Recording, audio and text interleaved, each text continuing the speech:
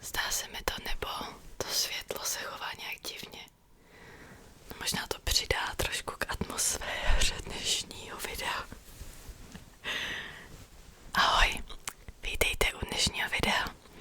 A dneska mám na sobě svůj starý kostým mozkomora, protože vám budu číst nějaké strašidelné, hrůzostrašné příběhy.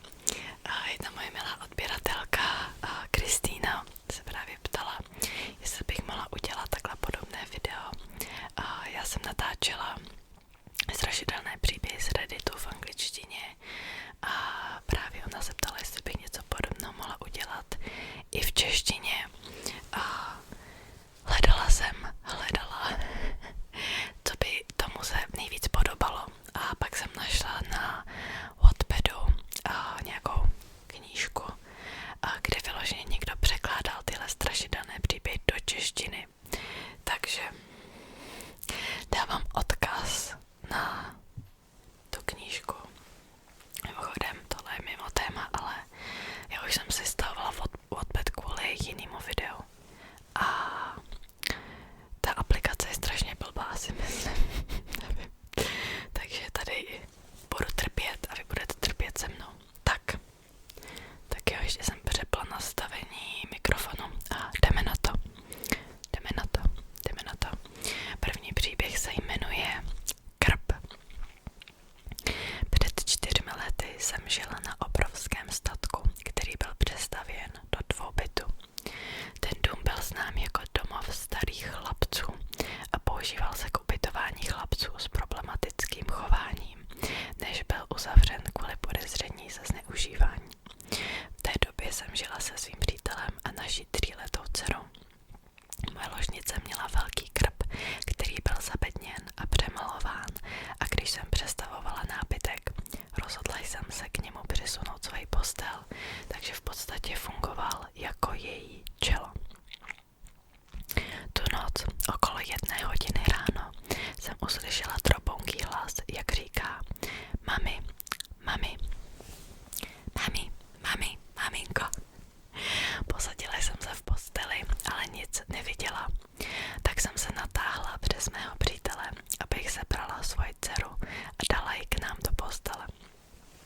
Stále jsem hmatala všude kolem a stále slyšela ten hlas, ale nemohla ji nahmatat. V tom se vzbudil můj přítel, rozsvítil lampičku vedle postele a zeptal se: Co to sakra děláš? Vysvětlila jsem mu, že se Amelia snažila dostat do naší postele a že jsem se pro ní chtěla natáhnout. Nikdo tam nebyl, moje dcera spala ve svém pokoji. Přišla další noc, znovu okolo 1 hodiny ráno začal náš pes kňučet na vchodové dveře, tak přítel vstal, aby ho pustil ven. Znáte ten pocit, když si někdo lehne do postele vedle vás, kdy se postel na jednom místě prohne a vy cítíte teplo na zádech? To jsem ucítila, takže jsem předpokládala, že se už můj přítel vrátil do postele. Přetočila jsem se, ale on tam nebyl a já cítila,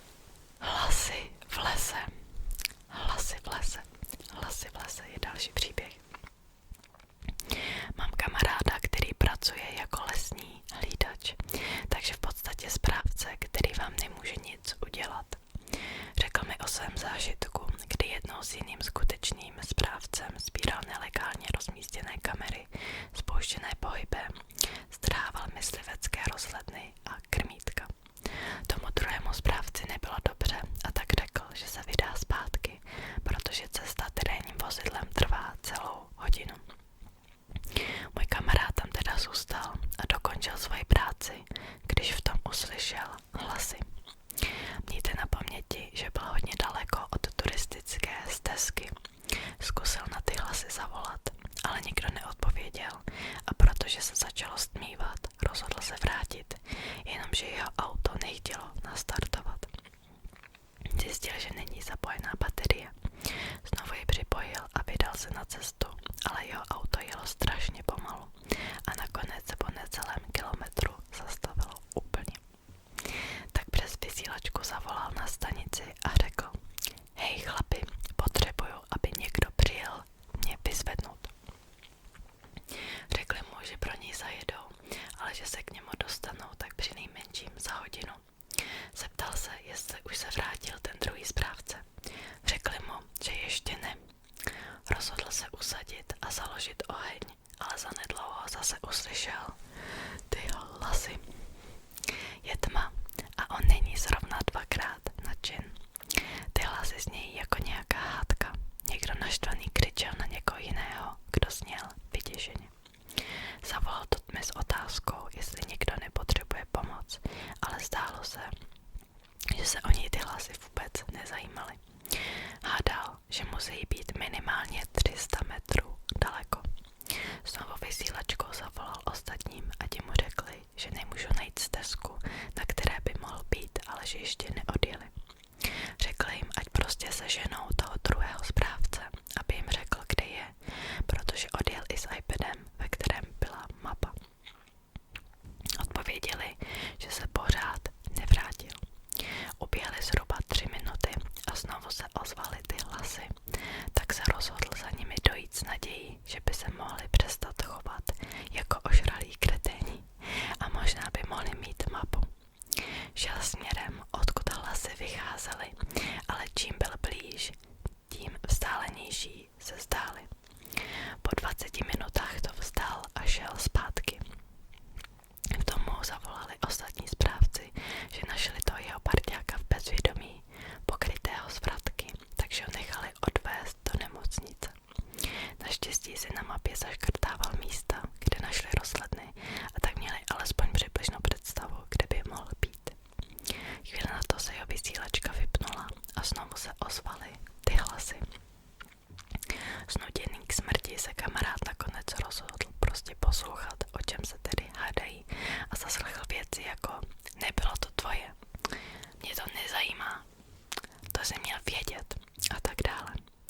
Hádal, že jsou to jen dva lovci hádající se kvůli zabité kořisti, když tam jeden zakřičel něco nesrozumitelného, pak nastalo ticho a prásk. Výstřel. Kamarád hned na to udusal svůj oheň a schoval se. Pak už po nadcházející půlhodinu neslyšel nic, než svůj vlastní dech, dokud neuviděl světla aut. Řekl tomu, kdo ho vyzvedl, o všem, co se stalo, a nakonec to ohlásili na stanici. 3 hodiny skupiny lesníků prohledávali terén, ale nic nenašli. Další den se vrátili a měli sebou i policii se psy. Přibližně po hodině byl nalezen mělký hrob, ve kterém ležel dávno mrtvý muž, očividně zabitý střelnou ránou do obličeje. Problém byl v tom, že to byla kostra, která tam ležela po několik let. Takže buď můj kamarád slyšel hádku ukončenou výstřelem, načež oba zúčastnění pak prostě odešli domů, nebo slyšel průběh několik let staré vraždy. Tohle původně bylo od uživatele Suitology. Tak. Už tam máme reklamu. Já jsem říkala, že ta aplikace je příšerná. A tohle vypadá, že bude hodně dlouhá reklama, z čehož mám obrovskou radost. Tak jo, po asi minutě reklam jdeme dál. Pacientka. Měla jsem na starost veřejné služby v místní nemocnici. Jednou z mých povinností byla donáška jídelních menů brzy ráno úplně každému pacientovi, což znamenalo, že jsem musela začít obcházku už okolo 5. 6. hodiny ráno. První podlaží byla jednotka intenzivní péče. Byla pořád docela tma. Vstoupila jsem do místnosti nějaké pacientky. Všechny žaluzie byly zataženy a tak jak jediný stroj světla vycházel z přístrojů, na kterých byla připojena. Nebyla jsem si jistá, jestli je vzhůru nebo ne, tak jsem oznámila svůj příchod a čekala na odpověď. Někdy jsou pacienti neschopni se zmenou vybrat jídlo, tak s nimi zůstávám a pomáhám jim. Stála jsem tam pár vteřin a viděla, že má zavřené oči. Myslela jsem si, že ještě spí, tak jsem se vydala ke dveřím z místnosti, když v tom v půli cesty se zády otočenými k ní se mi slyšela říct: ujisti se, že tě nesledují ven z pokoje. Na místě jsem se zastavila a pomaličku se otočila. Její oči byly pořád zavřené. Okamžitě jsem odtamtud vypadla. V té místnosti kromě ní nikdo nebyl. Tohle původně bylo od uživatele PM Mihot Kisses. Tohle taky může být prostě blouznění starého člověka, toho bych se ani nebál. Tak. Další. Úhel záběru. Před pár lety si moji rodiče a bratr vyjeli na dovolenou do zahraničí a já tak měl na 2 týdny celý dům pro sebe. Byl to ráj. Akorát v noci jsem se necítil zrovna dobře, protože náš dům stojí uprostřed ničeho. Okolo je jen pár sousedů a na ulicích nejsou žádné lampy nebo jiné osvětlení. Takže tady je až do rána naprostá tma a ticho. Často jsem se díval ven z okna a představoval si, že mě z té tmy někdo sleduje, zatímco já je nemůžu vidět. Nakonec mě paranoja dohnala k tomu, že jsem zatahoval závěsy a pak se cítil jako hlupák, že takhle jen děsím sám sebe.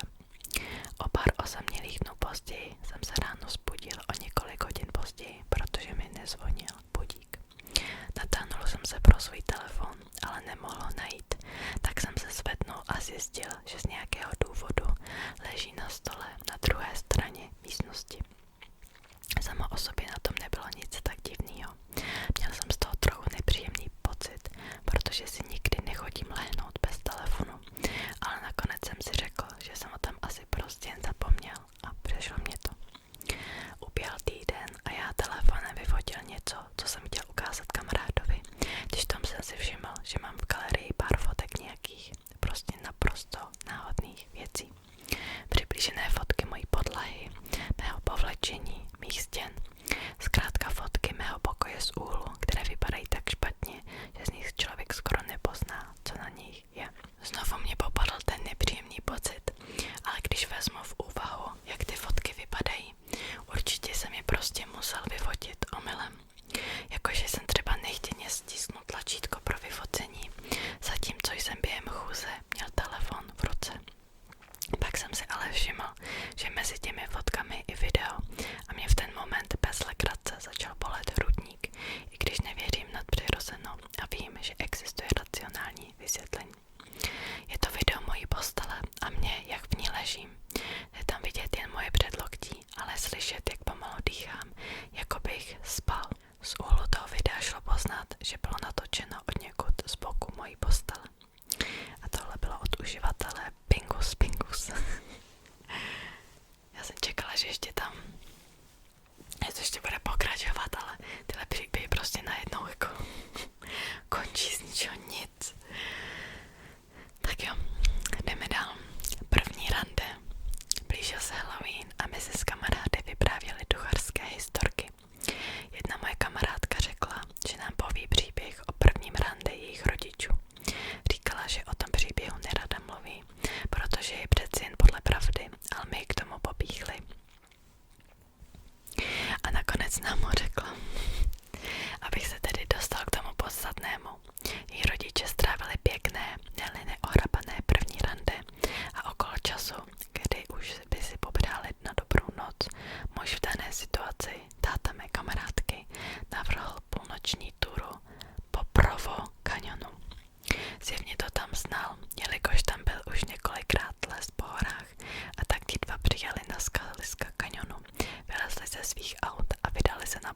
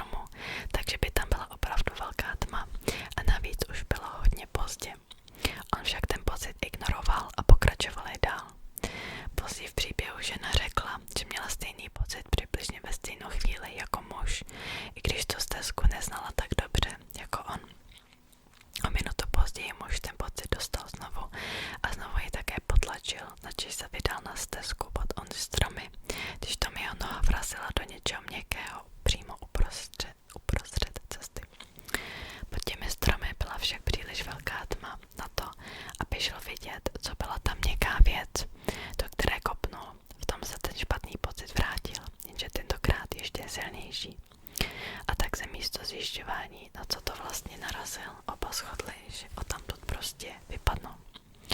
O několik let později, když už byli po nějakou dobu manželé, se spolu dívali na rozhovor se sériovým vrahem jménem Ted Bundy. Během toho rozhovoru se ho zeptali, kdy se cítil jako nejblíž přistižen před činu, načež začal mluvit o jedné noci, kdy nějakou dívku nalákal do Provo kanionu a znova, když ji zavraždil, uslyšel po stezce přicházet nějaké lidi. Řekl, že se na poslední chvíli stihl skrýt mezi stromy, spoza kterých potom sledoval, jak nějaký chlápek vrazil přímo do jejího těla, ale z nějakého důvodu se prostě otočil a odešel pryč. To byl od uživatele R.V. Bingham. Co si takhle rozsvítit, jako? Já nevím, mě zatím jako tohle mě moc nevyděsilo, já nevím, protože já nemám ráda, když se lidi prostě ve strašidelných příbězích chovají iracionálně, jenom proto, aby to bylo strašidelnější. Já mám ráda příběh, kdy prostě všichni se chovají normálně, ne jako prostě typicky v hororech, kdy asi místo, aby vyběhli ven z domu, tak běží do patra, takový nesmysly, to mě jako vyloženě rozčiluje a tenhle příběh mě taky rozčiluje. Tak jo. Imaginární kamarád. Když jsem byl menší, měl jsem imaginárního kamaráda, který žil v takové masivní starodávné skříni. Plakali jsme se spolu a já si velmi jasně pamatuji, že mi vyprávěl příběhy, jenže už si nevzpomenu, o čem vlastně byly.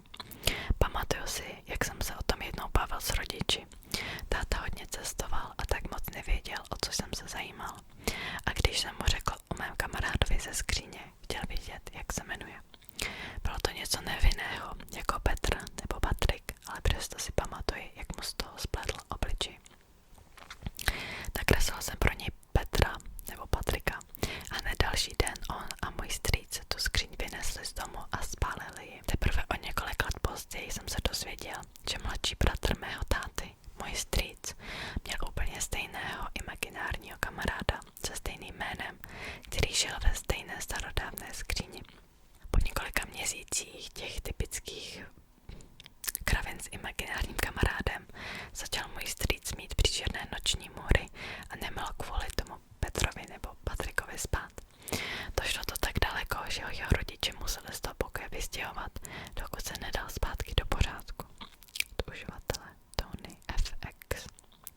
Tak jo, dáme si asi poslední příběh.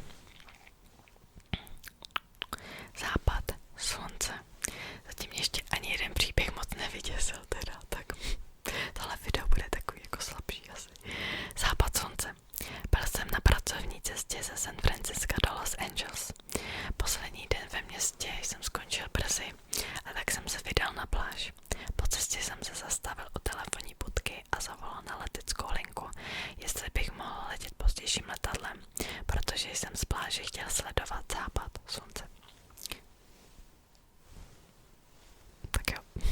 Milá paní na lince mi řekla, že je vše zařízeno. Později toho večera dorazím domů a moje žena se může smíchy pomočit. Já věděla, že nejsi mrtvej, opakovala pořád dokola. Teď mi tam vlezla reklama, nemůžu to přečíst. Později jsem zjistil, že majitelé společnosti, pro kterou jsem pracoval, ti, co koupili letenky k mému původnímu letu, jí volali a říkali jí, jak jim je líto její ztráty. Můj vedoucí brečí a moje žena se směje a říká jim, že nejsem mrtvý. Můj původní let byl ten let z 80. od jeho západní aerolinky, na kterém se